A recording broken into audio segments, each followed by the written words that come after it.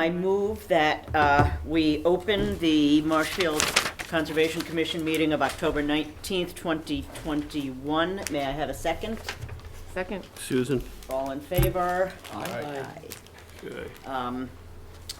As per usual, we are meeting in person with a Zoom option. However, if anything goes wrong with the technology, the meeting will continue live and will not be terminated. I only have one comment before we begin tonight. I just want to reference that we received a complaint last Friday about a fairly serious cutting in the dunes. That is not on tonight's agenda as it is too close. It is being handled as expeditiously as possible and will be on the agenda at an upcoming meeting. So if anyone is concerned about that, please be aware that we are paying close attention and dealing with it. I have minutes from 9/23/21. Does anybody have any additional comments or edits? No. Could I have a motion to approve the minutes of 9/23/21 as written, Edited? edited? Yeah, I edited them. You did, okay. As edited? I motion to approve the minutes of 9:23. 9/23/2021. Second? That was from the, yeah, we need a second on that. Second. Second. All right, I'm gonna give it to Susan, because she was in the middle of Oh, I all thought that you mess. said you were asking. All right, go ahead. The way you referenced it, I thought something changed. Sorry. Sorry, it's okay. All in favor? Aye. You know, it was a late town meeting last night, so some of us are feeling it. Yeah, no kidding. Punchy. Yes, sir. All right, I move that we vote to approve the minutes of the October 5th, 2021 minutes as edited. Could I May just have a read one line? There was one commissioner I want to make sure that he was covered, and I wanted to make sure that I read into the record his comments. BO states that the commission vote supports fall town meeting Article 30, leaving open the option to request a certificate of restriction as well. Okay. All right, may I have a second? Second. All in favor? Aye. This is going well. Right. All right.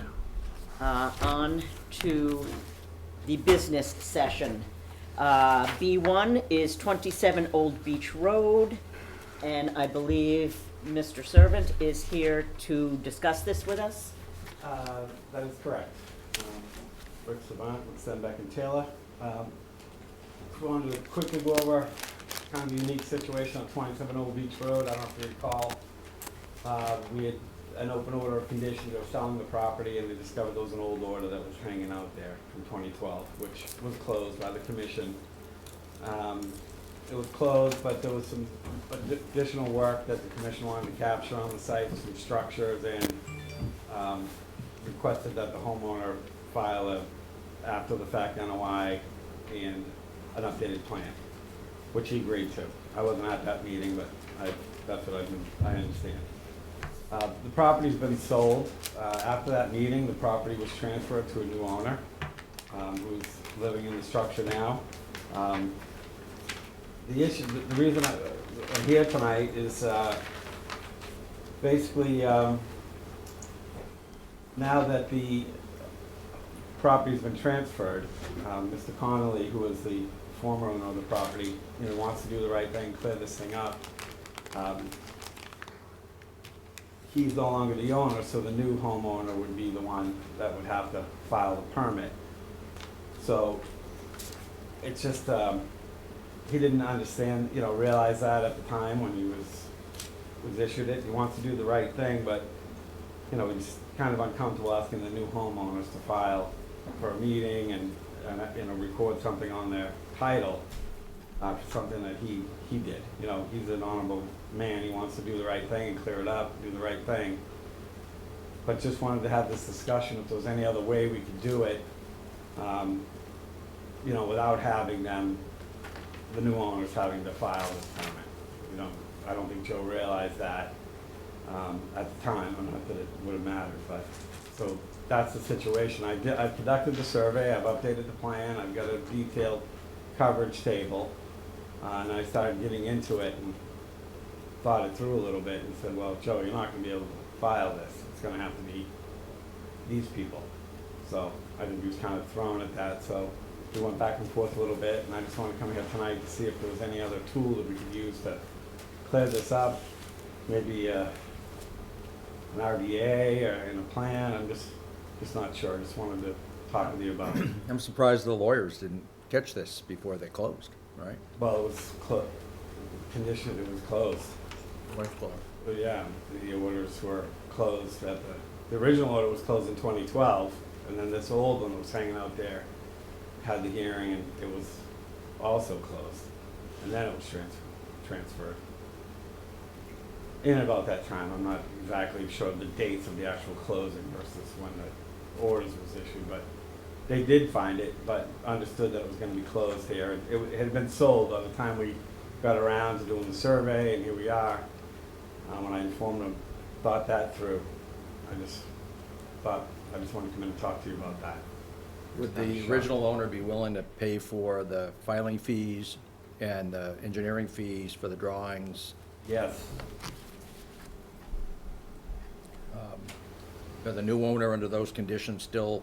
Well, he made them aware, I told, made them aware that there was an issue, that there was gonna be a survey done, an updated plan, and things were gonna have to be straightened out. I don't think he understood what the process really was that they were gonna have to do. So we did tell him about it, and we were out there doing the survey, and they knew we were coming. So he is on board, he just didn't realize that he couldn't do the filing himself and clear it up for them. He hasn't really broached going up with, for signatures and all the forms that need to be filed for a notice of intent with the people, and just asked if I would come in and see if there was another way we could do it Okay. without that. So, we had a project at 111 Canal, had an old order of conditions, and we found a whole bunch of activities. We tried to do an RDA on some activities that seemed like they were a fit, but there was something else that dictated the needs for an after-the-fact NOI. And the primary owner, the original owner, as Rick was talking about earlier, in this case, had handled the original notice of intent and order conditions, got the COC, filed the RDA, got the determination of applicability, but the new owner took over the responsibility for the after-the-fact. In fact, it's 111 Canal, so I believe it's coming up tonight. So we kind of have to go that way.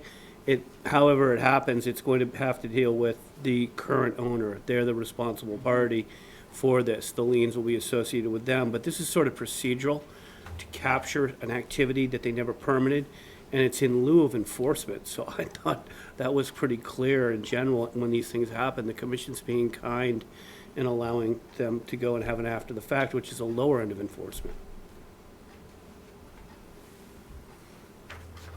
Why couldn't Stenbeck and Taylor file the NOI on behalf of the new owner? And the old owner, the original owner pays for Pays for it. the time that you put in. Yeah. I think those things are optional. You have to, As I recall, I think the thing you're up against is that structure with a fire pit Yeah. inside. Yeah. I'm not quite sure how you're gonna present that. It's yeah, I call it an enclosure, right? It's sort of a walled thing around the fire pit with that, and there's like a little changing booth outside. Oh, yeah, I remember the pictures now, yeah. Yeah. I mean, I see that as the one that was really kind of, Yeah, raised it's a a good red flag sized to us. structure, yeah, for sure. Certainly needs to be covered, on some permitting, and we could certainly, we know how to go about it. It was just, once Joe realized that, the former owner realized that what it was gonna take, wasn't real comfortable kind of doing that, but if we had to go and talk to these folks and explain to them, it's kind of, I know it's our process, we'd have to record it, and then we could literally close it, the next meeting. Yeah, it's procedural, as Rick is saying, it's procedural, and it's the only party that can file it and be the applicant is the homeowner. Or Right. they're like, what do you call it? Attorney or somebody who represents them that way. You can't have like Rick here or this Rick or somebody, we can't do that. No. So it has to be the party that's doing it. So that was the arrangement, and the only two paths I see are either the commission enforces for what happened, nobody wants that, or you just get the after the fact and procedurally handle it. And to Rick Savant's point, it's a matter of 30 days turnaround and it's done, unless the commission finds something egregious that they don't feel is appropriate or the public decides to appeal. That's the reason you do these, is a second chance at the appeal, and for the commission to review it thoroughly. And I think in the case of another property Susan picked up, that there was a lot of excess conversion to hardscape, so you get a second look at the project. So we need, the original applicant is willing to pay for the process and the work that has been done. So then we need to figure out a way to bring the new homeowner in. Are they able to talk to each other, or are yeah, there lawyers that, I mean, No, I think I don't- you know, they're able to sometimes, talk to each other. He has, well, I don't think they have an association other than buyer and seller, but he did go over. But it's not adversarial. No, there's Yeah. no issues like that. so perhaps if he can reach out to the new owner and make the offer that, you know, this is hanging out there, he is willing to pay for the process, and you can refile under the new homeowner's name? Can that be Well, it would done? have to Does be that make done. sense? Yeah, I think that's what would have to be done. And And he's We looking can't for- drop back to an RDA, right? No. No. We tried that before, it didn't work, and, Yeah. you know, you live and learn. It really, I think he's looking for direction from the commission, and I think he wants to know that he's not being probably punished or any of that, he's not. You know, but there are opportunities for the public to enter into the process, and the commission may see it differently once they see what they see. So, but that's the roll of the dice. I doubt it, it seems like it's procedural to me. I think I'm pretty strict, and everybody knows that, so it seems procedural to me.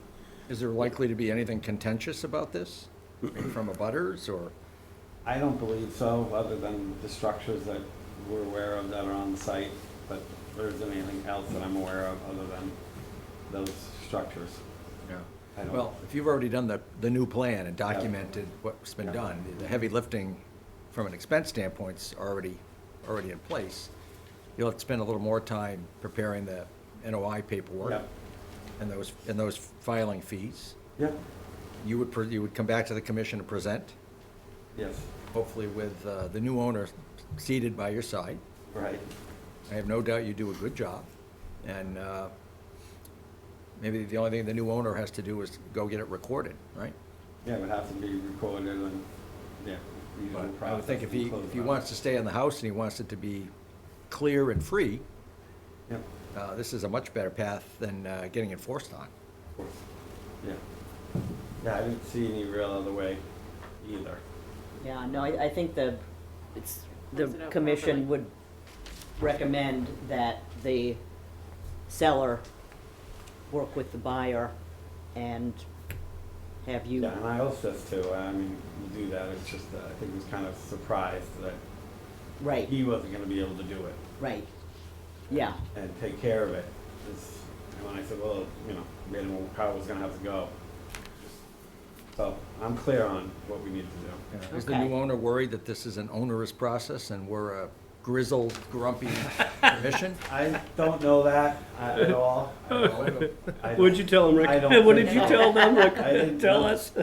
I didn't speak to him at all about it, I just knocked on and said hello, and we were doing the survey, and he said, oh yeah, I know why you guys are here, and I wouldn't suspect so. Okay. I just didn't think, I and think. the I would think homeowner- as long as the buyer understands that this is really gonna benefit him in the long run, Oh, he's got to get it cleared up. he's gotta get Yeah. it cleared up, so. Because he'll never be able to and sell the he's- property. And the seller's going to foot the bill, Yeah.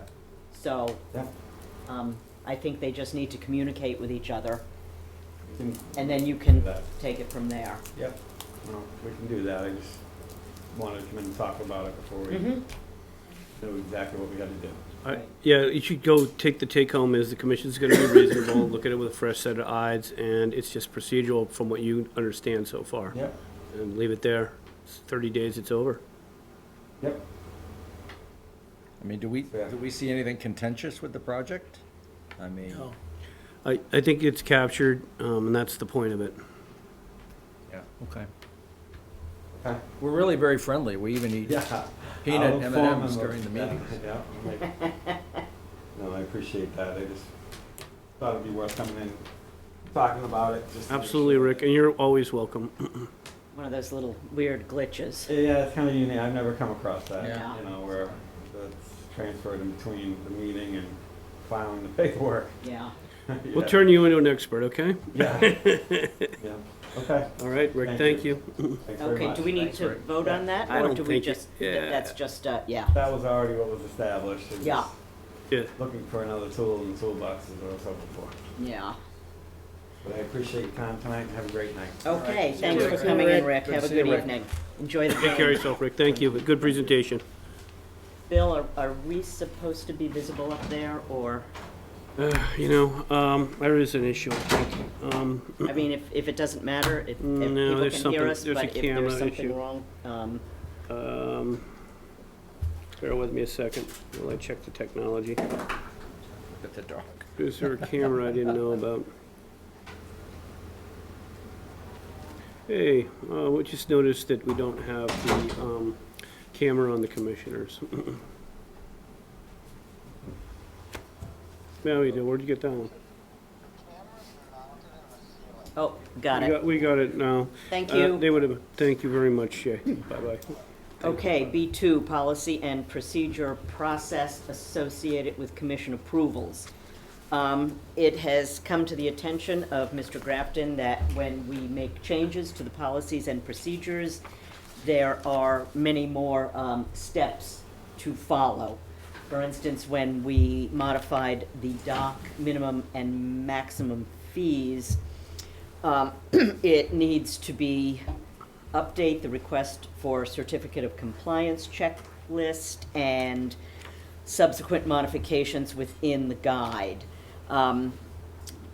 We hadn't really thought through all of these additional steps that, all of these loose ends that are out there. So Bill and I have discussed making it just an ongoing process. When we make a change to policy and procedure, any subsequent issues that stem from that will automatically be handled by the staff.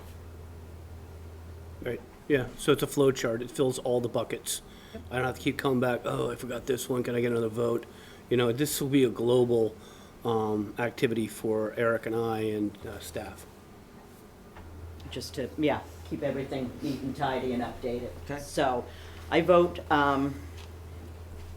that we approve an ongoing process allowing the conservation staff to revise all policies, procedures, forms, and similar documents affected by commission-approved revisions to office documentation. May I have a second? Second. All in favor? Art, you got it. 5-0. I'm giving it to Art, Susan, but you have a fighting chance there. One thing here, I got a call about B3D, Rogan. Do you guys remember him with the float and the whole thing with the retaining wall down the South River? I think that was before my time. Yeah, it might have been. So we previously denied this one. I missed it when I was going over these. I just didn't check it. And I got Okay. a call today because Mr. Rogan called his consultant who called me. So what we might want to do is on that one, we just want to issue a letter because he never got a letter. So we'll get him a letter. Okay. Yeah. So we'll separate that one out. Sorry. Okay. Yeah. So B3 is a discussion about requests for certificate of compliance where additional information has never been provided. We have a number of these hanging out there. They go back a number of years, and we need to clean this list up. Additional information requests detailing exact violations and requests for responses have been met for the most part, but these and some others that we are not discussing tonight have been out there going back at least to 2017. The requirement for response on this is 21 days. So we want to take a look at this list and vote to deny the requests for the certificate of completion for 6 of these properties, minus 14 Bank Road, as we have had no response, not just within 21 days, but within Ever? 3 or 4 or 5 years. Mm-hmm. So I would like to move that we vote to deny the request for certificate of compliance for the following 7 properties with the conservation staff to take appropriate notification measures. 6, sorry. 6, excuse me. My bad, it's my fault. Does anybody want to comment on this? Only question is, are they all in excess of a year overdue, Bill? I think the only one that might not be is the liquor store there, but it was egregious. I have to take everybody for a walk on that one, and Mike I went Maresca. back, Bill, and saw That's it. right, you and I went. I just went back this week just to double check it when I saw it. It's horrible. I know, we have a real bad situation there, so that's the only one, Bert. No response at all. Okay. There's Yeah, they plastic, sold it, and it's awful. trash, it's pretty bad. So that's the only one, Bert, that I can see that's less than a year. So these properties just get a letter of Yeah, denial? they get a letter of denial. Okay. Are we sure that none of these properties have been sold? They've been sold, I think in some cases, yeah.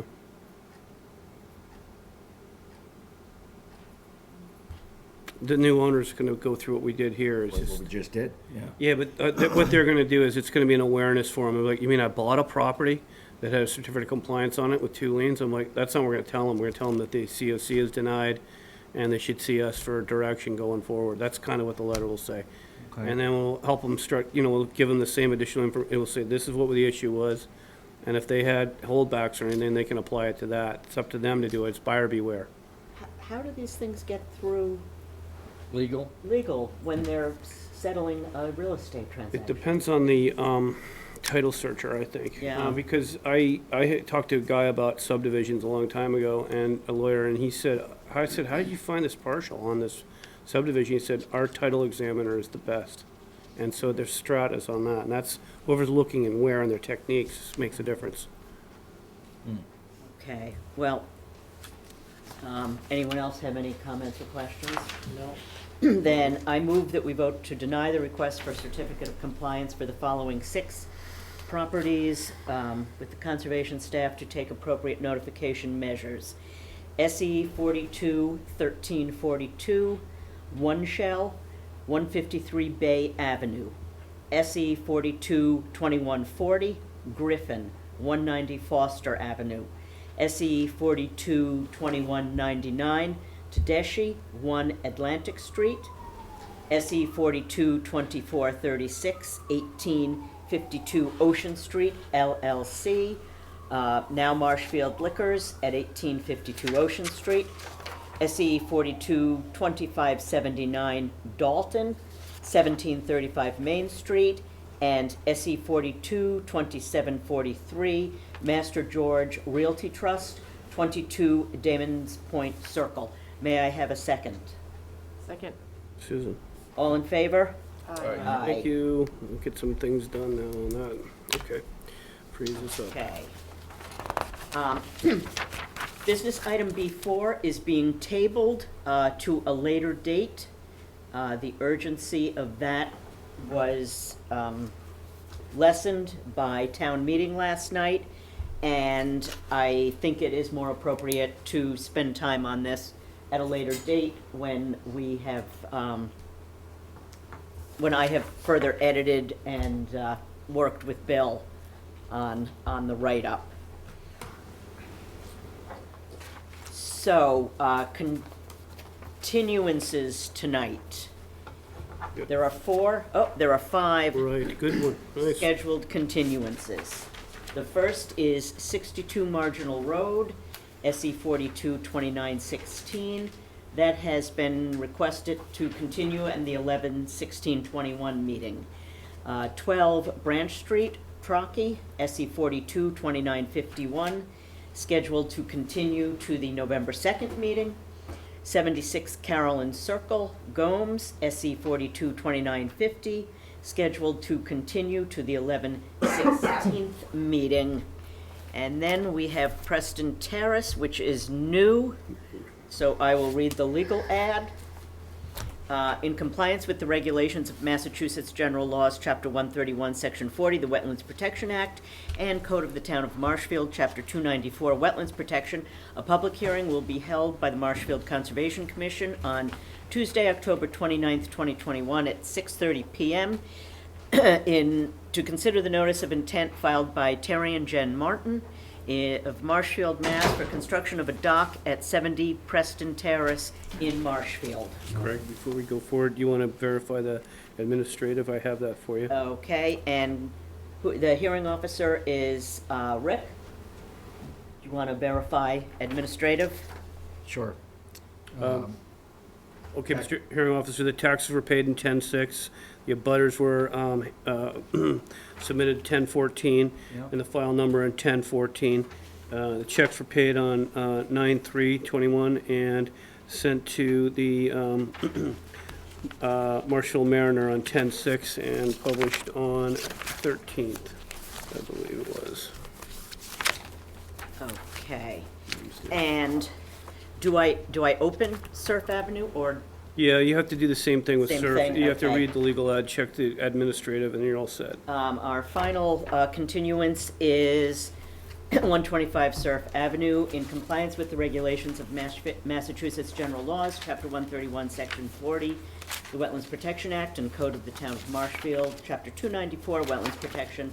A public hearing will be held by the Marshfield Conservation Commission on October 19th, 2021 at 6:30 to consider the notice of intent filed by Maureen Cook, 159 Davis Road of Bedford, Mass., to elevate a single-family home at 125 Surf Avenue in Marshfield, Massachusetts. And the hearing officer is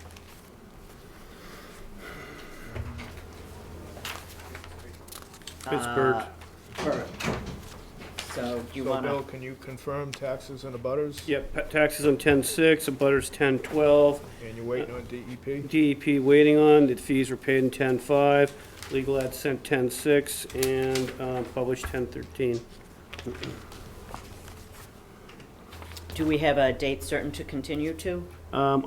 They would go to, this one would go to the next one, Okay. and I think that they weren't specific there, so I assume he just is awaiting the DEP number, so the next hearing would be Just waiting appropriate. for the yeah. number, okay. All right, public hearings. Did we get a vote on all this? Oh, I'm sorry. And you want to go to 11-2, I guess, Madam Chair, Okay. Chair Hanneman. I'm sorry, let's go back to 70 Preston. I move that we continue this to the 11, 2 public hearing.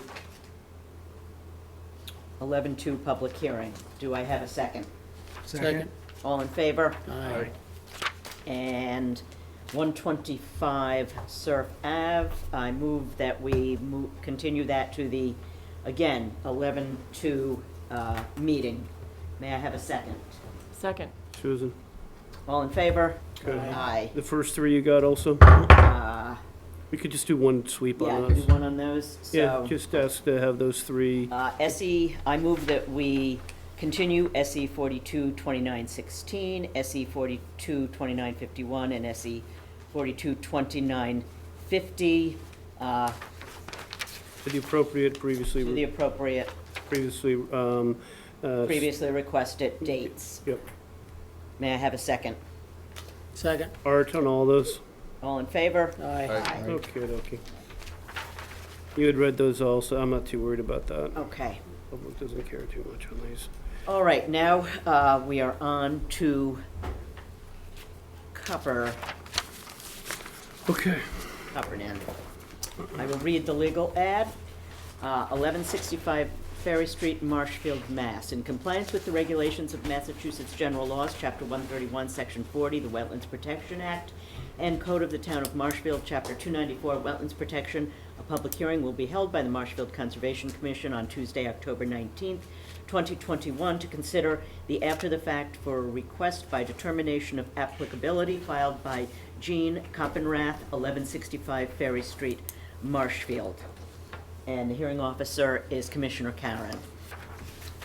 Bill, could I confirm administrative taxes, fees are Yep. complete? Yeah, taxes on 10/6, and the fees were paid 9/28, legal ad sent on 10/6, and you're all set. Okay, great. All right, so this is for the RDA for the placement of a concrete retaining wall and 2 concrete stair pads after the fact. The resource area is land subject to coastal storm flowage, AE 10, and buffer zone to salt marsh. A brief history: on 2019, Bill Grafton discovered the unpermitted activities while visiting the site to check on the placement of 3 conservation markers that were to be put in by the previous owner. On September 17th, 2019, the Conservation Commission voted in a public hearing to require an after-the-fact RDA to address the unpermitted work. The activities: there's a retaining wall adjacent to a septic mound about 18 feet from the salt marsh or the Phragmites line. It's 3 feet high by 6 feet long, and 1 stair pad next to this wall, and a second stair pad is at the front of the house. I would like to, I see Jean Carpenath is here. Can you hear me? Oh, she's muted. Muted. I'll tell that. Oh, okay. Yes, I can hear you. Oh, okay. Okay. Hi, Gene. Hello. Jean, would you like, is there anything you'd like to say about your project? But actually, before you begin, I want to let you know that we're doing the projects in 2 separate, we're doing the after-the-fact concrete, the wall and the stair pads as 1 hearing, and we'll have to take a separate vote. So it'll be in 2 separate hearings. So if you would like to add any comments to this, you can. And then in the second hearing, we'll deal with the sonotube posts underneath your deck, okay? So you don't Okay. have to present anything, but if you would like to add anything, you're welcome to. No, I think I'm okay. Okay, all right. Are you here to represent? Yeah, oh. that's my mom. Oh, okay, all right. Did you have anything you wanted to add at this point, descriptions? To describe it, it was because a lot of the water flow that had washed up from the coastal flooding that we Okay. have, we put the retaining wall because the dirt that's surrounding the septic enclosure, it kept washing down. It was pretty much washing all the dirt that was covering that. So to prevent contamination of the salt marsh behind us, we put the retaining wall up.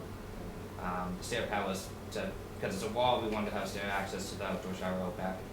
And the front stairs had fallen apart, so we put a new one there. Bill, do you have anything you'd like to add to the You know, I had discussion? the first look at this, and, you know, I thought it's a fill, it's too close to the wetlands, and needs to be considered. I knew they're in the floodplain, but you have a ton of activity going on in the area, so I think there's a pretty good amount of volume of fill in this particular area.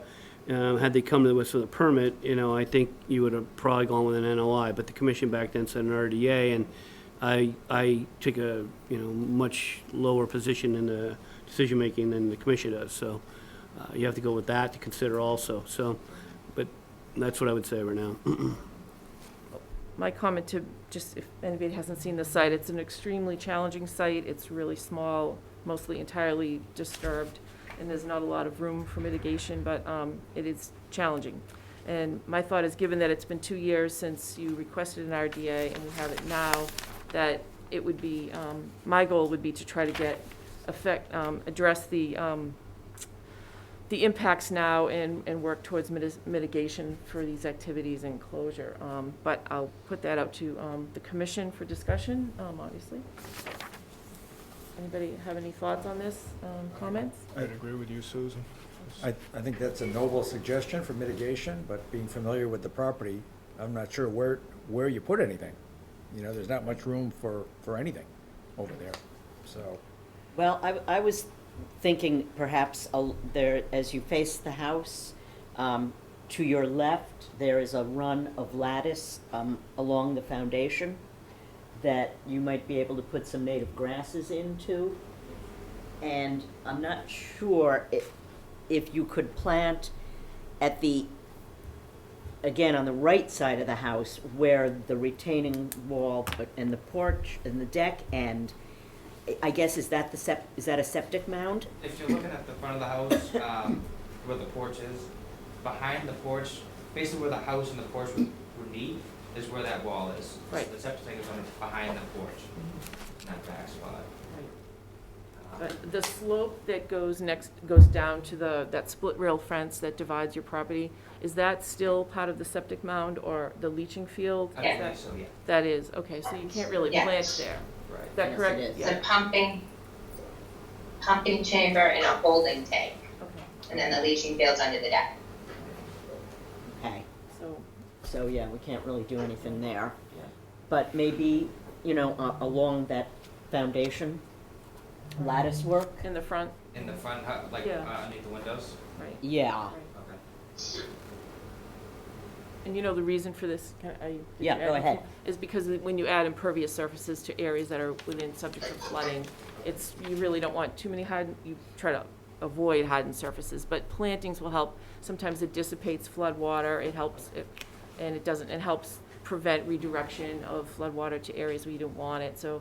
But because you don't have a lot of room for that, whatever we could get on that part in front would really make some sense.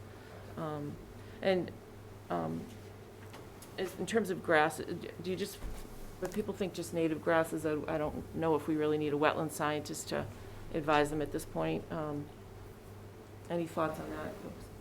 Keep it as simple as possible. Yeah, keep it simple, just, What were you thinking, Susan, to give them some guidance? Because we had one like this on Brighton, at the end of Brighton. We gave them some Yes, I remember. ideas. we I- have lists of Sure. appropriate plants for wet areas and, Yeah. maybe just get, I don't know, Frontal, six you or know? seven grasses and just run them up that side there. That would, it might help with some of your flood water and it would be mitigation. What about shrubs, anything like that? It's a tough spot, and they have to have room to park their cars. I wonder how they'd survive there. Yeah. It's, Yeah. I think the survivability of plants there is Yeah, poor and It's- there's a lot because of yeah. underbrush underneath the house too, get the so. flooding, Yeah. right? the water comes in and it kills just about everything. Yeah. Yeah. Even the rose of, not Rose of Sharon. So you need something, Rosa rugosa? really, Rose a of Ragusa gets soft. killed, my seagrass gets killed there all the time, Yeah. so. I mean, the best we could try for would be some salt-tolerant grass. Mm-hmm. Give that a try. And if you have any questions, Bill has lists Yeah. of things and can give you the exact names to go look for. And the other thing we want to address is the debris that's in, there's some lobster traps in the marsh, and that fence, there's like an old gate or something. So that has to be removed, because you can't have anything in the marsh itself, because that's disturbing the marsh grasses. Okay, So yeah, if the you lobster, yeah, those are just old. Yeah, so those have to go in that gate as well. Okay. Probably not gonna catch too many lobsters. No. I No. don't know. I catch some other things, but not lobsters. Not much stuff No, out there to catch. right. Well, with a good flood, I you guess might get a it's- lobster without a trap, yeah. Well, somebody had told me you could put them in there for the flow of water to go in and out, and that they were, Catch so some when we had stuff. that big storm, all the stuff that came in from out there, that's why I put them there, so that if any more came in, it would get in the, we had a lot of debris after that big storm. So after that is when somebody said you can put these in there because the water can flow through them, so that's the only reason I It did that. basically caught like all the debris that would come into the backyard. Really, Right, Just stop Right. it there so we can get it off of there. yeah. So it'll pile up there and we just pick it off of that and then it's not everywhere. okay, just as long as it's On- not, Out, As Yeah. long as it's not past the piling or inside the marsh itself. outside those markers, Okay. so that's where you want to be, so that that natural vegetation can come through. So, I'm sure those heavy Phragmites, they must stop things as well, they're They doing. just keep going around. Oh, Yeah. Very invasive. okay. All right. Yeah, Um, gotcha. So is there anybody on Zoom or in the room that would like to make any comments on this? All right, well, seeing none, what I'd like to do is move to close this RDA with, one second. I would like to make a motion to close this hearing with a positive 5 determination for the bylaw and a negative 2 determination with conditions that, Bill, would you like to read Yep, into those? absolutely. All right, so Ethan and Jean, you're gonna ensure best management practice of building codes are followed. So, that's gonna be dropped, but, going forward, you need to get a permit on these kind of activities. Obtain all pertinent permits, including Marshfield Zoning Board of Appeals floodplain permit. Okay. See the building inspector commissioner about this. and building permits. See the Conservation Administrator Agent for guidance on conservation permits for work beyond the approved activities. I know you're thinking about some stuff. Let's talk about it first. And then provide mitigation. The commission has recommended grass. Commissioner Carberry lives in the area, is having a struggle of a time. There's salt-tolerant species, maybe that's the way to go. You can still treat them like a lawn, but, you know, they're gonna live. So why don't we put down salt-tolerant, native, coastal, herbaceous plantings. Okay? And I then can get with you to get a list of what. we Yes. do with it. obtain list from, I'm sorry, Bill, I didn't need to interrupt. just trying to get it down for you. Yep, go ahead. From Conservation Administrator or Agent, okay? Very good. All right, may I have a second? Second. Got our All in Rick there. favor? Aye. Okay, not so bad. Okay, and now, another 1165 Ferry Street. Right, but, yeah. In compliance with the regulations of Massachusetts General Laws, Chapter 131, Section 40, the Wetlands Protection Act, and Code of the Town of Marshfield, Chapter 294, Wetlands Protection, a public hearing will be held by the Marshfield Conservation Commission on Tuesday, October 19th, 2021, to consider the after-the-fact request for determination of applicability filed by Jean Kuppenranth, 1165 Ferry Street, to determine whether the work depicted on the plans is subject to the Wetlands Protection Act. And once again, the hearing officer is Commissioner Karen. And Bill, taxes and fees? Correct, let me catch up to you on that one, you guys are going so quick, it's great. Yes, it's taxes 10-6, the fees, I've got the legal ad on 10-6, the fees, I know you guys paid these, bear with me.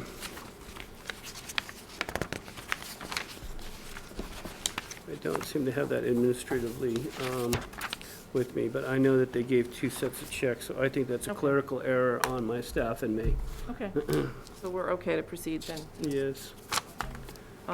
So this is a new RDA for the placement of 2 new footings under an existing porch to replace the rotting posts, and they will be in the same location.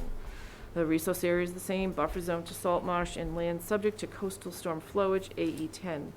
On the original application, there was only 1 footing that they mentioned, but once the building department went out, made a site visit, they determined that they need to replace 2 of them. And the building permit is pending, is that still the I case? believe it's pending on conservation. Okay. But you'll, yeah, and then you'll get the building Yes, permit, yes, yes. okay. The building commissioner is also on board with the call, so I'm just going to say it one more time. Make sure that you go visit with the building commissioner on all these elements, okay? Right. So these sonotubes are, will be underneath the footings, and they'll be within existing impervious coverage and basically a change out from what's there. So, do you have anything further you need to say about Basically, this? the ones that are in there right now where it was put onto, stone pads, patio pavers, that, with erosion have just sunk down, Right, you can see there that. in the deck. Yeah, that'll be good. Jean, are you, no further comments from you? Okay. No, although she's saying no. I'm good. You're handling it, okay. Sorry, I'm at work. That's okay. Bill, anything further to add? No, I think that what happened, as you cited, was the building department doing their review. This may be 2 footings. Right. I had talked about this. We started out as 1. Again, if the work gets larger, everybody check in with us, okay? All right. Anybody from the oh, I'm sorry, commissioner discussion? None here. No. Very None? straightforward. Very straightforward. Okay, anybody from the public here for this hearing? Seeing none, then I would make a motion to close this hearing with a +5 for the bylaw and a -2 determination, which, with a cover letter that will give standard order of conditions with Right. erosion control. Right, erosion control between the limit of work, Ethan, and wetland prior to commencing the work. Hay shall not be used as will introduce invasive plant species. Ensure best management practice, NFIP FEMA regulation, building codes are followed. Obtain all pertinent permits, including Marshfield Zoning Board of Appeals, floodplain permit, and building permits. See the Conservation Administrator Agent for guidance on conservation permits for work beyond the approved activities. Right. Good. All right, may I have a second? Second? Art, All in Rick? Sorry. All in favor? Aye. All right, so you will get these momentarily. We'll work on those tomorrow. Just give us 24 Thank you hours. so much. Yeah, call us in about Jane. 24 hours on that. Thank Maybe we'll do tomorrow. Good luck with 24 everything. hours we need, because we gotta recover and get this done. Okay, Thank you. All right, start digging. Thank you. Have a nice night. Bye-bye. thank you. Night. Bye-bye. Okay, then. Okay. 36 Old Ocean Street. In compliance with the regulations of Massachusetts General Laws, Chapter 131, Section 40, the Wetlands Protection Act, and Code of the Town of Marshfield, Chapter 294, Wetlands Protection, a public hearing will be held by the Marshfield Conservation Commission on Tuesday, October 19th, 2021, to consider the request for determination of applicability filed by the Zalskis Family Nominee Trust, 36 Old Ocean Street. And the hearing officer is Vice Got it. Chair Just as soon as you get up, right? O'Donnell. All righty, hold on, let me catch you up. You guys are Okay, going Bill, quick. confirm Yeah. DEP taxes and abutters? 1 second. Let's see. We got Bert on that one. There we go. The answer is 10-6 taxes. We got the fees paid on the 30th of September and the legal ad sent on the 6th. You're all set. What's that? Mm-hmm. See Mr. McGovern, I guess. Okay, for the record, Terry McGovern from Stenbeck and Taylor Engineers, representing the Zalskis family. And Working on it. Bill, a second to get the plan up on the Yeah, screen, so which will make good. it a little easier. Basically, we're here for replacement of existing cesspools that are Sheet 1. fairly close to one of the branches of the South River. Everybody's familiar with the site. It's the Twin Brooks gift shop that's right up the street. Even though it kind of fronts on Plain Street, it's really an Old Ocean Street address. And what we're proposing, because we have bathrooms in 2 buildings, the house itself as well as the barn/shop, is we're placing a 1,500 gallon monolithic extended base septic tank and a 1,000 gallon pump chamber outside 50 foot from the setback wetland, Yeah, it's and trouble. then pumping up to the front, kind of out close to Plain Street. And the reason we filed this as an NOI is you have several overlapping jurisdictional areas. You have kind of a horseshoe-shaped wetland line that comes on either side of the property, the east and the west side, as well as wetlands across the street. On the other side of Plain Street, you also have even though the septic system itself in the house and buildings are in Zone X, you have a 8 and 9 that runs roughly parallel to the brook on both sides. So likewise, you have a riverfront area, even though the property dates back to I think the assessors actually show it's being built in the late 1600s. So the septic system is being placed in the most opportune location. There's ledge throughout the site. We've done test holes out close to Plain Street, which pretty much if you look at the, basically look at the branches of the brook on either side, we're centered in the middle of that, so there's a place in that area, and a big small mound in that area of 5 feet, which is high.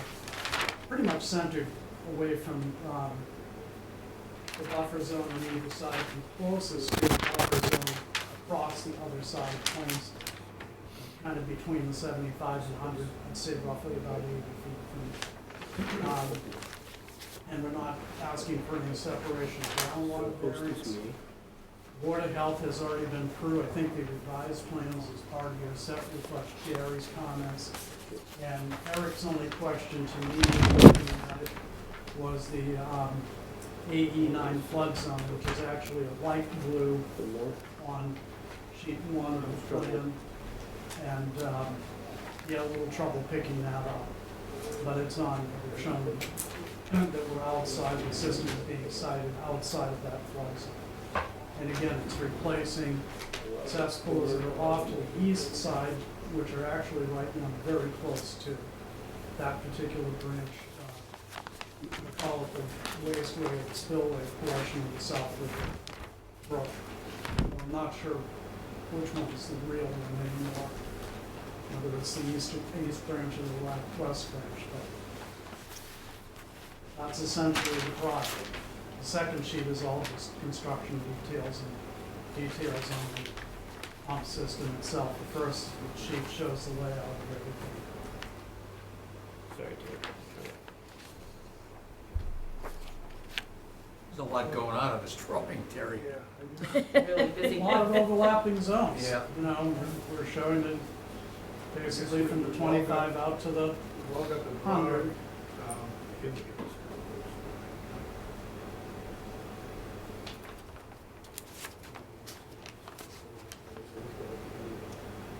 If I had my laptop, I could have done this as a screen share. I'm sure you were better than me. The first time the laptop. It's so weird, isn't it? This is an interesting property. I've always wondered what was gonna happen. Can I go on a meeting? Yeah. We're, up in the back portion of it, you really don't gain any distance from the wetlands because it goes under the culvert and comes Can I along go on a meeting? Old Ocean Street. And I had done holes in that rear area, 1995, 96, and there's ledge outcrops that come up through the back. If you can get to the corner, crossing Old Ocean Street, there's a huge ledge outcrop that comes across and into the property. So, in peeking around the site out towards Plain Street, you really have the least amount of distance. It's the most wide open. It gives you, again, you're in excess of your buffer zones on the east and west side. The only place you're closer is across the street. Plain Street looking in is also a ledge outcrop that we're showing pretty much right in the center of the property that comes right up. It's kind of limited soil, so. Big host, okay. Oh, no, that's okay. We're What an just, interesting property it looks But I'm like. about ready to ask Bill to, Bill, we've all got the drawing. Yeah, I know, I can walk through, or just have a little struggle with two of us. Okay, he's got it. Well, we'd like to get your comments. Go ahead, I'm familiar with it, go ahead. Well, your comments. Oh, my comments, well, we have boring land subject to flooding. At first, there was a concern about that. Terry proved that there was no volume changes, so that goes away. And so it's basically, what you have is you have the infrastructure, the tanks that inside the resource area and partially inside of the boring land subject to flooding. So it's going to be compliant with SC 310 CMR 10.033, which is a Title 5 presumption. So this is pretty much parts of this are project specific exempted for that reason.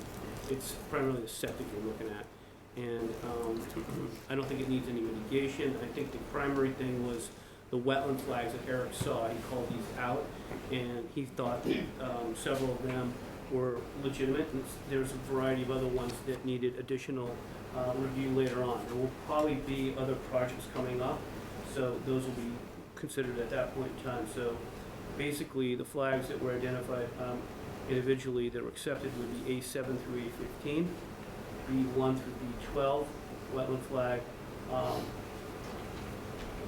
WF 1 through 8, and MHW 8-10. And that the remaining boundaries are not confirmed. So we'll pick those up on a new filing. Let it be known that there's also a filing with the town that they're looking at for repair of the culvert under Old Ocean, and it also had a flagging, and I stopped those right at where the river met the culvert, because it was going to create confusion down the road, and I didn't want to get too involved in that. And that was a John Zimmer flagging. So this is all about getting the flaggings right on the next one. Yeah, we basically picked up from the area, from the barrel to the house, forward to Plain Street, which is where the tanks, anything involved in the septic. That's what we're showing in the plan. In my opinion, I have no problem with the septic. It's not shown in this one. Right, done the best you can. I want to get Bill's input on how we condition this, that going forward, we have that full delineation. Is the property still for sale, or is this? It's still for sale. So no sale pending, right? Not, well, I was told there was an offer, but I don't know if it's been accepted yet. About the time that I was told this thing went away for 2 weeks, that was 2 weeks ago, so they're probably just back now. I mean, Bill hasn't said anything about conservation markers. My only issue is I want to make sure that the owner understands that the first stop has to be a conservation. They know what it is. I'm not sure how to condition that. Say it one more time. Well, you're not asking for any conservation markers, which is unusual. No, I think in this case, we didn't go about doing that. This property's like the 1800s, so it's gonna go down to 25. And this is about the septic, and, you know, it was a borderline project-specific performance standards also. So I don't think we got into that as much here, but there's going to be structure moving closer down the road. And the tree line is going to be something the commission's gonna wanna look at, protecting this riverbank and so on. And any activity that goes into borderline septic flooding, if it makes a change, it's gonna need, in the grades, we'll have to come up with compensatory storage. So those are the things that you're gonna wanna look at the next bite at the apple. I don't think you need conservation markers per se on this one. They're not looking to do a larger amount of clearing. Commissioners? No. Jay still can't get it done. No, good. No, I'm, Okay, any comments from the public? I hear none, I see none. Make a motion to close the hearing, determination of, Rick, have you got your sheet handy? I do. It's on the laptop, but that's not showing on the screen itself, because it looks like Second. I'm not sharing. There you go. When I want to share. I need to make the motion, Craig, it's an RDA, so, oh, okay. in a positive 2A, You want me to read it, Bert? yeah, go ahead, Bill. Okay, well, Jay's fixing this. Sorry, Terry, you did a great job on this plan, by the way. This is total technology on me. This plan is, he responded rapidly to our comments, and the plan you have in front of you is airtight for this need. Vote to issue a positive determination, number 2A, confirming the portion of the delineation which the flags were identified individually on the site plan by number A7 to A15, B1 to B12, WF1 through 8, and MHW 8 through 10. Number 2, state B, that's positive, stating that the remaining boundaries are not confirmed, C2A, so there's no confusion. A positive number 5 for the bylaw, a negative determination number 5 for the exemption under 10.033, and a negative determination with special conditions as follows. Ensure best management practice of building codes are followed. Obtain all pertinent permits, including Marshfield Zoning Board of Appeals floodplain permit and building permits. So we obviously got a little bit of tapping with the flood zone, but just checking with the building commissioner. See conservation administrator and agent for guidance on conservation permits for work beyond the approved site activities. Okay, so that would be that. You have Bert making the motion, and your second is? I second. Craig, second. Craig, second. All in favor? Aye. Okay. Terry, my apologies for not getting that updated. Plan was actually pretty fine. Got it memorized anyway. Well, you got it closed and under duress it worked out, okay? Okay. Thank you, Terry. Mm-hmm. 111 Canal Street. In compliance with the regulations of Massachusetts General Laws, Chapter 131, Okay, Section so it 40, says the basically I Wetlands do have Protection that, Act, okay. and Code of the Town of I follow. Marshfield, Okay, I Chapter see it down here. 294, Wetlands Protection. A public hearing will be held by the Marshfield Conservation Commission on Tuesday, October 19, 2021, in order to consider the notice of intent filed by Alexander Coyne, 111 Canal Street, Marshfield, There it is. Mass, for an after-the-fact installation of a fence backfilled with gravel and conservation markers within the buffering zone, 2 bordering vegetated wetlands. And the hearing officer share screen. is Commissioner Loggy, taking over for Commissioner Ring. Thank you. You're welcome. And I don't think we should share Bill, screen. I know you've I'm gonna- got taxes and the butters. Which one are we on? We're on Coin. 111 Canal. Yeah, Coin, all right, so, yes, taxes are paid on 10/6, abutters 10/3, the file came in on, looks like 10/7. The fees were paid on 9/23, the legal ad was sent on 10/6. Terry, are you presenting this one? Oh, no. Is there a presenter? Yes. Yep. Okay. I'm the new owner, Alex Coyne. I don't have much to add to the Identify yourself, please. Alex Coyne Oh, yes. Okay. So- of 111 Canal. All right. I don't have much to add other than I've been working with Bill and Eric, trying to do whatever I need to do to get this through. Very good. We appreciate that. Bill, would you like to make your comments? Yeah, the comments are this, this was the property we talked about earlier tonight, and it came in as an NOI for a COC, or no, COC request, and we found some issues with it. They filed an after-the-fact RDA, and then there were additional issues. So this gentleman bought the house, and he filed a after-the-fact NOI with conservation markers delineating the property, which I think you'll all recall, and that brought this into conformance. He's been quite cooperative. He's been working with Eric, hand in hand to get this resolved, and I would say that this is ready to go forward. This is another procedural close. Sounds good. I have no problems with this. Any other commissioners? Got it. It's just a Anyone fence. from the public, anyone in the audience? What are you saying I gotta do here? Identify yourself. Hi, Mohammed Marzouk, 117 Canal Street. So I'm Alex's neighbor. My concern is I got it. regarding the conservation markers. There's 4 across my backyard, or adjacent to my backyard. And my concern is that these are 4x4 markers, 1 foot high, and I have a couple of young kids who are playing in the area. There's a playground nearby, and my concern is that these can potentially be dangerous to my children as they're playing around. Somebody gets pushed, have friends over, what have you. So Yeah.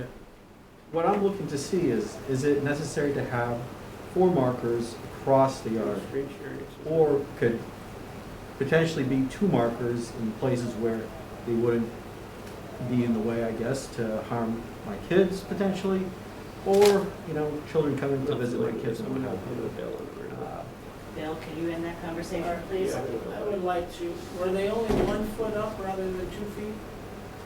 I don't know what, 1 or 2, I'm not really sure, like about the measurement exactly. I think either 1 or 2, but 2 feet is the typical, Yeah, they usually do like 24 to 30 so you inches. can see them. okay, so 2 feet, yes. But still, I mean, they're across the backyard. My property is not a public property, so these markers in essence are just to notify me and my family not to disturb anything beyond those markers. So my question is it possible to do something less intrusive, still makes sense to ensure that there are some marks across the backyard to let anyone know, a potential future buyer or whatever, that these are backyard areas that should not be disturbed on the plan. I think this is the type of markers that we use pretty much uniformly around. Well, you do have some options. Sometimes people will put birdhouses. You know, you could have a pole going up. Yeah, that's true. Or a fence, a split rail fence. As long as the markers were on there, as long as the labels were on that fence or the birdhouses. So you could do this, you could take them out, you could put in a birdhouse, and then, you know, you don't have to use a 4x4. If you can work it out with Mr. Coyne to go on his property, change them out, they'd look a little bit more attractive, and people have done that. You can make a fence too if you wanted, but you probably don't want that. So the individual posts are typically 4x4s, and that satisfies the commission. So if you want something more elaborate like granite or birdhouse or whatever, you know, you might work it out with Mr. Coyne, but that's not something the commission would be looking for. They just want to protect the resource area, which is the buffer zone. So, you know, that's kind of what they're doing. My question is, okay, that makes sense. Is 4 necessary? Yeah. Can you help educate me as to why? There was a fair amount of intrusion into a undisturbed 100-foot buffer, maybe not by you, but by somebody.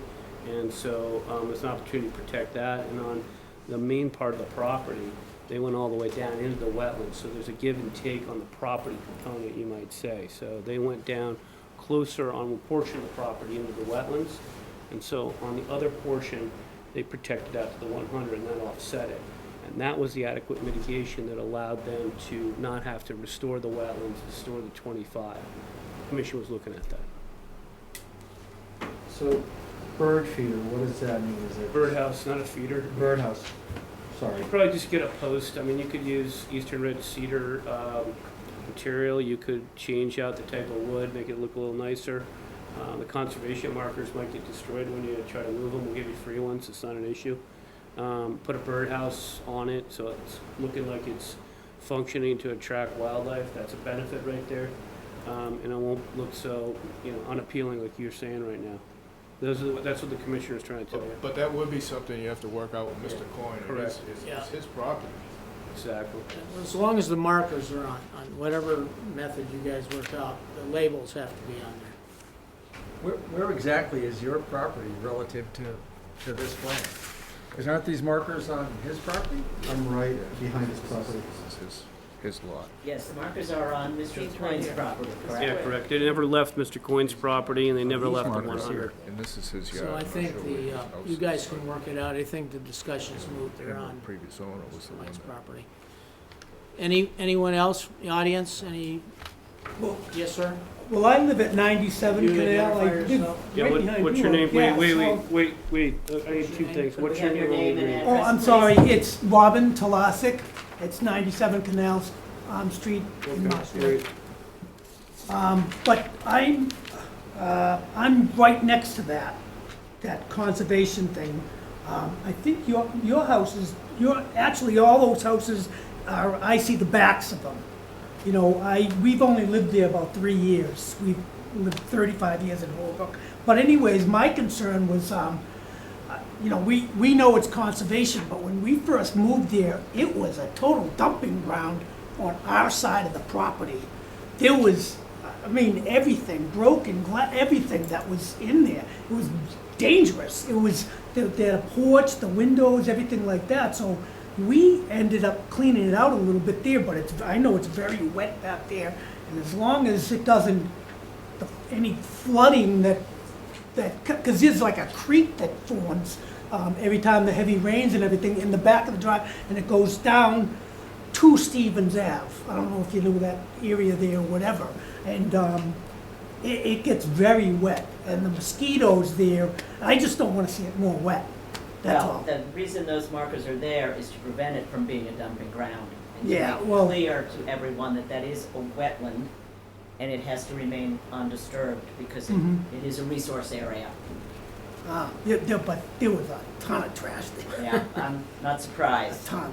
Won't help with Thank you this. for helping Yeah, clean and it up. that's my only concern. I love the Right, yeah. neighborhood and Well, whatever. hopefully we use these markers all over town Yeah, so that people understand right. But that, yeah, this is I not a can dumping see ground. his concern too, though. Yeah. All right.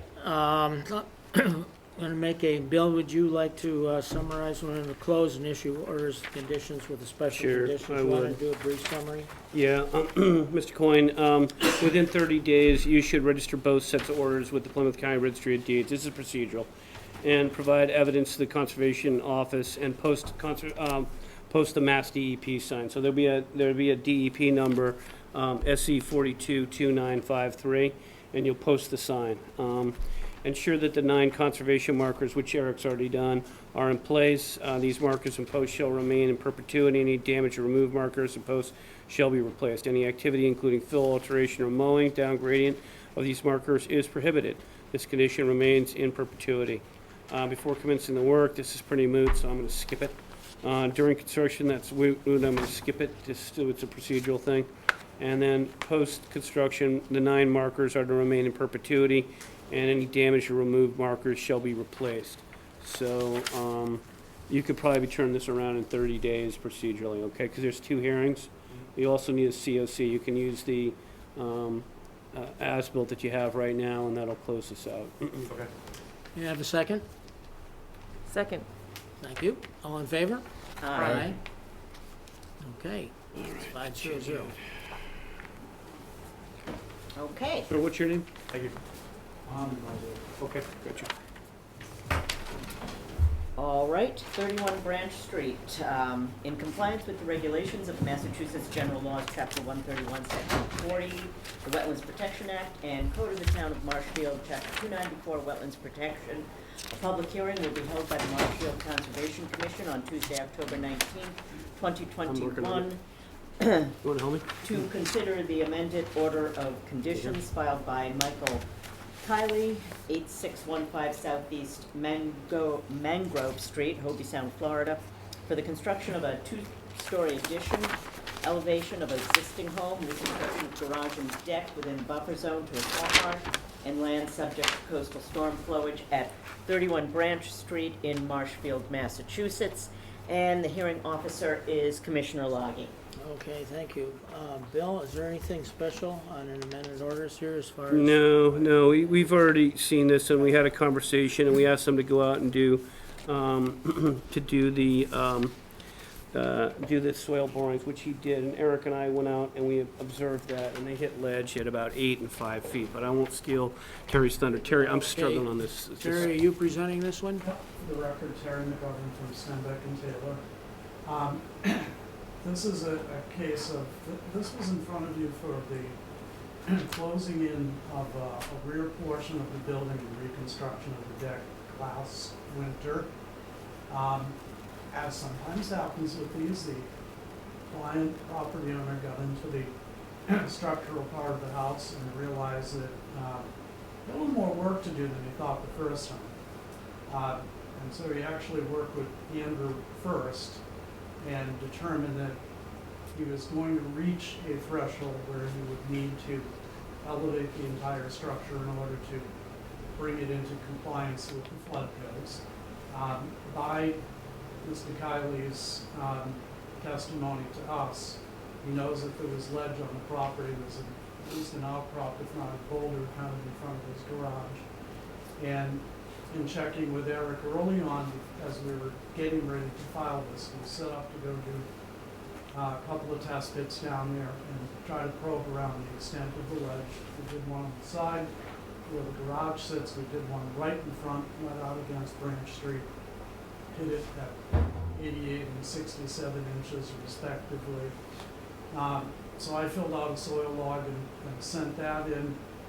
John Queen likewise provided a letter regarding his choice of the foundation.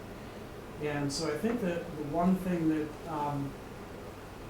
kind of is left open, was left open in this that Bill had mentioned on the site, and I believe John commented on it in his letter, because this is going to be a continuous footing foundation, his flood openings that he's provided in order to elevate this, because you are relatively near the salt marshes, in an area that gets inundated, as opposed to just doing smart vents, which would normally be an acceptable solution for something that's being elevated for FEMA purposes.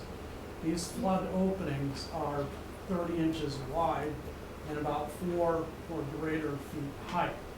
And they're not going to be closed in. There'll be some lattice on them just decoratively. They'll actually be hinged so that they can open.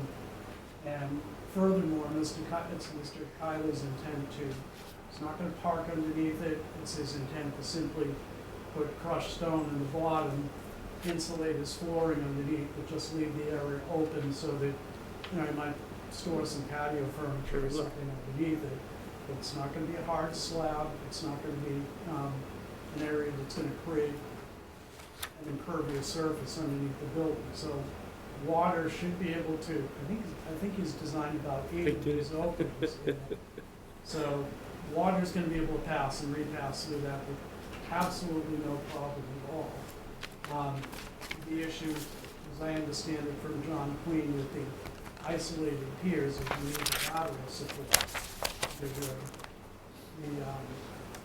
Where you'd be actually able to pin footing to the ledge where you need it, and typically try to get 4 feet down. So we exceeded that. We got 67 inches on the highest one, and about 88 inches on the lower one. He's going to be able to put that footing in there, and thus have a continuous support.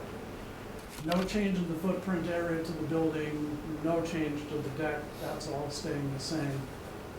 It's just now that he's kind of reached a point where he's tripped that threshold of substantial improvements, the house needs to go up. Okay, thanks, Terry. Bill, your comments? I'm just looking at the letter from John Queen. He's got a lot of respect and so on. He's So basically, it did come in? yeah, it did come in. It came on the 14th, and he basically says, I'll paraphrase, based on the underlying type of underlying soil, a foundation on spread footings, that's the concrete piers with the footings, would not be stable and would show signs of differential settlement and is not recommended. The full reinforced continuous concrete foundation as designed would be much more structurally sound and more appropriate due to the underlying soil and site conditions. That's the essence of what he's saying. Okay. And I just recommend that, you have to consider what the regs are saying. Did we get a variance request on this, to get around? Terry, maybe not.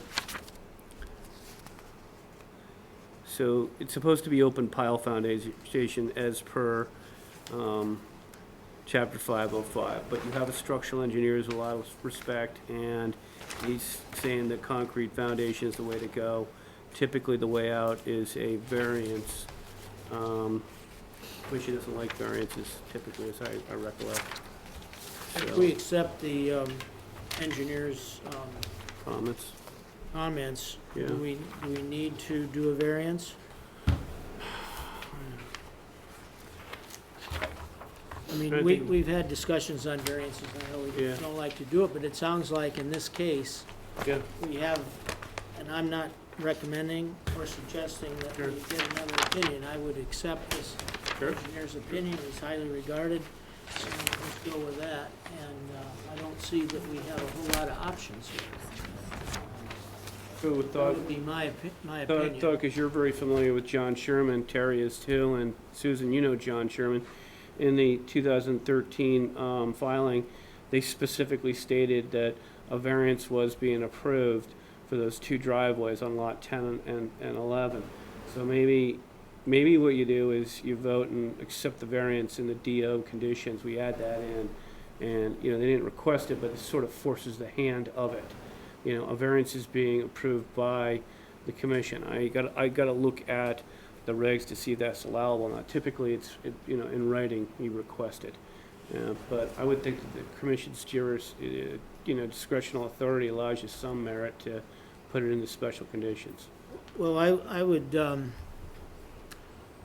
agree with that. I mean, I would go along with that. The only thing is if what we do is not legal, then We got a problem. we have a problem. You can always get a request letter by 12 noon Friday so that it's legitimate, then the special conditions can be released after that, and you can cite it.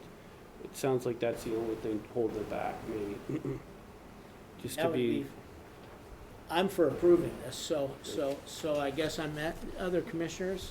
Yeah, I agree that all the work's been done. Yeah. It's just paperwork to keep us Yeah. legal. Right, so that's good, Terry, any issues with that? Anyone from the public? Here, no, thank you, okay. So then I'm going to make a motion that we close and issue orders and conditions with the special conditions, and you're going to Yeah, summarize, and hopefully we can do this. okay. I just want to make sure we're all on the same page. Terry, is that a problem, getting a variance letter by 12 noon Friday? I can do that. Okay, so with that commitment, I would say I add in a DO that the variance will be requested with the date of whatever Terry's letter is on 12 noon Friday, okay? All right, so DO will basically be conjured up as exactly something along this order. The variance request, as per the letter by Stenbeck and Taylor, signed and stamped by Terry McGovern, dated whatever date, it'll be 12 noon Friday, is approved by the Conservation Commission, allowing the concrete foundation done. And D1, before commencing proposed work, register both sets of orders with the Plymouth County Registry of Deeds, provide evidence to the Conservation Office, post the Mass DEP sign, follow pertinent Marshallville bylaws, obtain all subsequent permits. Applicants shall observe 310 CMR 10.05 that no work shall commence until all applicable administrative appeals have elapsed. Building permits required. Give the building official at least one business day advance notice so that the D1 special conditions have been confirmed to be met. Coordinate pre-construction site meeting with the conservation administrator and agent, and the building commissioner would like to also add himself in to that as well. I don't have a problem with that, so I'm gonna add the building commissioner. Okay. DO, construction of proposed work, ensure best management practice, NFIP, FEMA regulations, and building codes are followed. Also, construction of the proposed work, ongoing conditions, and elevation search shall be provided to the conservation department. That's it. You have a second? Second? That's Thank you. Rick. All in favor? Aye. Okay, 500. very good. Thanks, Terry. Okay, that, Yeah, I guess that's gonna get me in trouble. Hold on. Might have blown me up there, Terry. All right, you're good. We're all set, thank you. Good night. Have a good Good night, night. Terry. Good night, Terry. Early. Right. Yeah.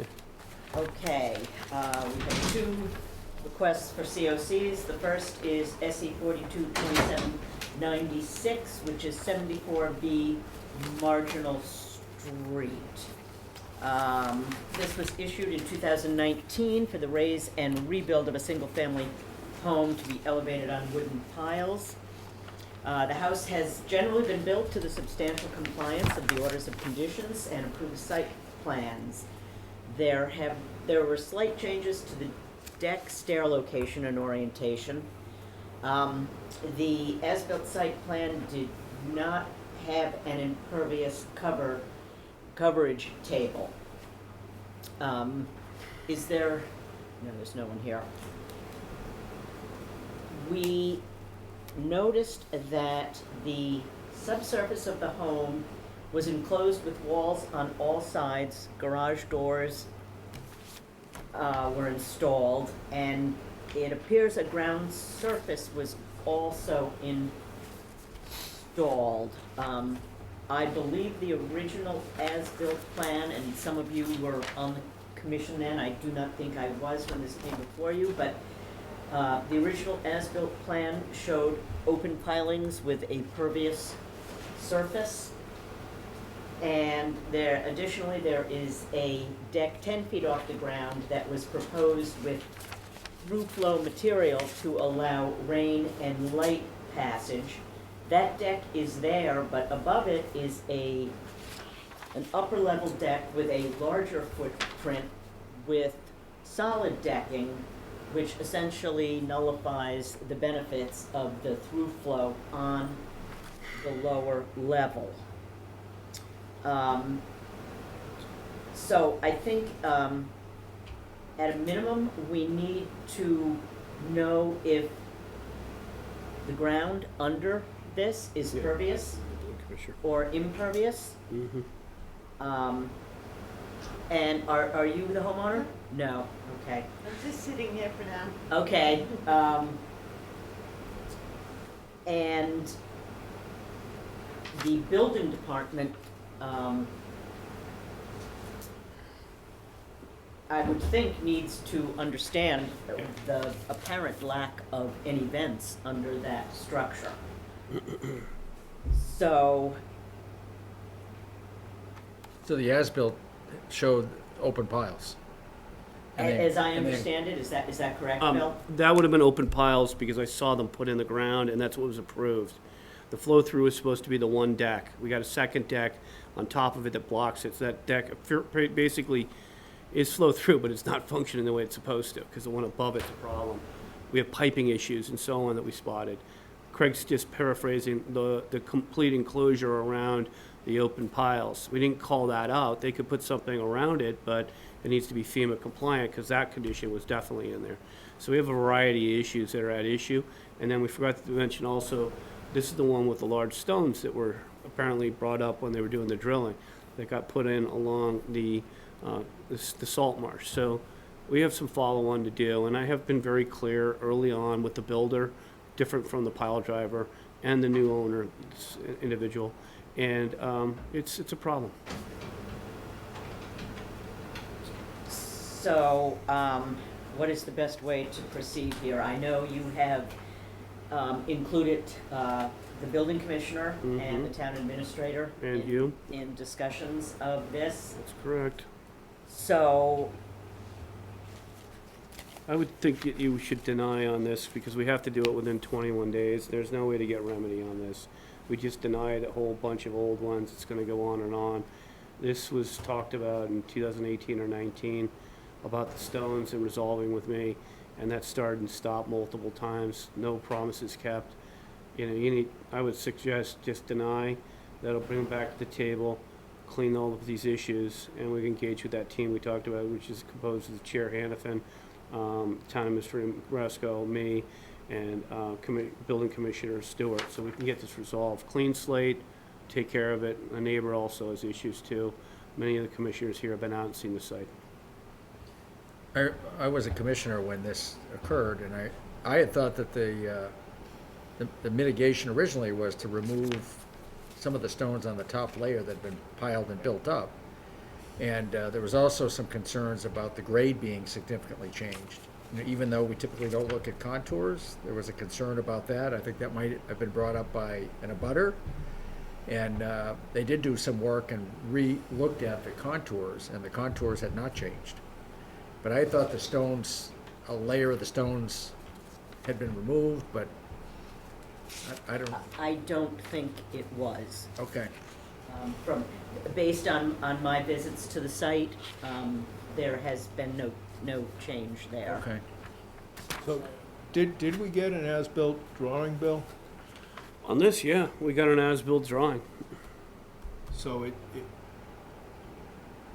and what we originally permitted, I'm thinking more about the structure now than the retaining wall. That upper deck, I don't recall that at all in the I don't original. either. There's a lot of those going on, so I totally agree with you. But even if it was permitted, it should have also been flowed through. We shouldn't have had to tell them, you know, every single deck that you do should be flowed. That doesn't make any sense. You know what I mean?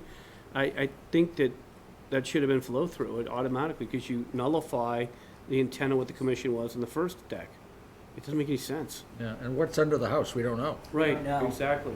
And furthermore, we don't know what's in the driveway, but we didn't ask for pervious back then. And then we have piping also that seems to be discharging into the driveway. So there's a lot of stuff. And I think we just get a clean slate, deny on this, get a clean slate. We'll get it down there and start talking to them. You know, I think that'll get their attention and then resolve this. Some of these things can be resolved and some of them are gonna be big issues, so. But the commissioners really need to weigh in on this one. So I ask, you know, some of you already seen it, I'll take the rest of you down. We'll try to get focused with a team approach on both this property and the other one, because they're also asking for a COC coming up, and I don't think they've really Next to dealt. the abutting one? The one that we visited with That would be, yeah. the marsh problems, you guys Yeah. remember that one? Yeah. So, Yeah, there's multiple issues we'll put. on both of these properties, some of them Well put. common and some separate to each, so. Yeah. Well, you're supposed to build what you say you're gonna build. Oh, exactly. And we were having bigger problems before, and this is just a remnant of the past kind of thing, you know? So, Well, I'm going to move that we vote to deny a COC for SE 422796 due to the changes from the final approved plan and a lack of action taken on the height of the wall as per business session on 12/17/19. May I have a second? Second. or, All in favor? Aye. Aye. thank you. Okay. Okay. And finally, we have SE 422756 Hammond at 7 Richard Street. This is ongoing maintenance of a revetment wall, and it has been completed as the as-built. There are no issues. Ongoing conditions would be included in this COC, which would include conducting periodic maintenance of the revetment wall in accordance with the original special conditions and with the conditions defined in the letter from NHESP, file number 18-381112. Right. And that broadly trends out to a lot of notification. Every 5 years, you need to do certain things, and that's all cited in the ongoing conditions that we're putting together for this. It's a 2-pager. It's unique, but this allows this guy periodic maintenance. He's down by the piping plover, natural heritage habitat, so they want to stake in it also. The building, the beach administrator puts Moby mats down there. The DPW goes down and regularly puts sediment, which we need to talk to them about because the wrong stuff's going in, and other things like that. So we got a whole bunch of notifications so that Mr. Hammond doesn't bump into problems. Okay, well, I move that we vote to issue a complete COC with ongoing conditions for SE 422756. May I have a second? Second? All in favor? Aye. Nice, okay. Okay. I move that we close the Marshfield Conservation Commission meeting of October 19th, 2021. Second? Second. Susan? All in favor? All right, good enough. We are adjourned. Bill wanted me to Thank remind you very much. everyone to sign these. Yeah, right.